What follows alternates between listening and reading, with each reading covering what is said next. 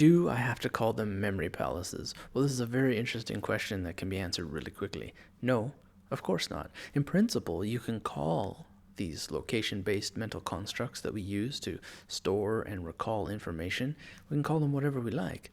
I myself used to think of them quite differently. I used to think of them as storage and retrieval devices, but that's a really clunky term, and it also kind of treats the mind as if it's like a data stick.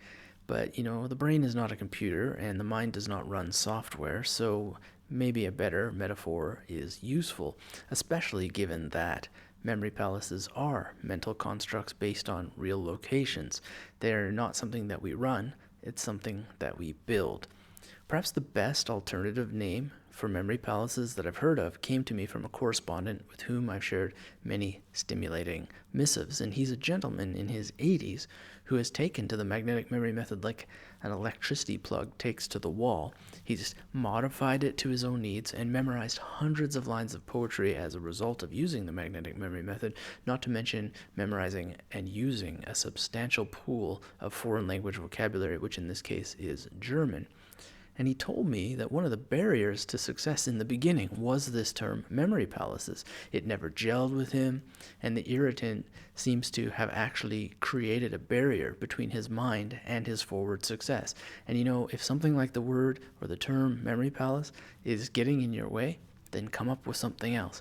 And after some time, this man, instead of using memory palaces, came up with the very delightful apartments with compartments.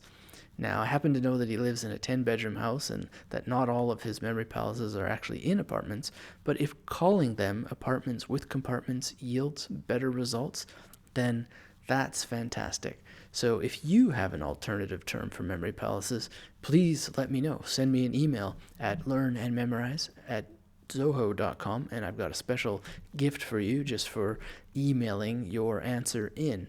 And before I go, in case you're interested, the actual probable origin of where that term comes from is in Augustine's Confessions, in the 10th book or the 10th part of the Confessions, where he mentions the fields and spacious palaces of his memory where there are treasures of innumerable images brought from things of all sorts perceived by the senses. And what he's basically teaching us is that he's using space, actual felt and understood and seen and recreated in the mind spatial areas, and he's attaching them to all of his senses in order to produce the memory that he wants. And the Latin is actually praetoria memori, and that is basically where we get the term memory palace.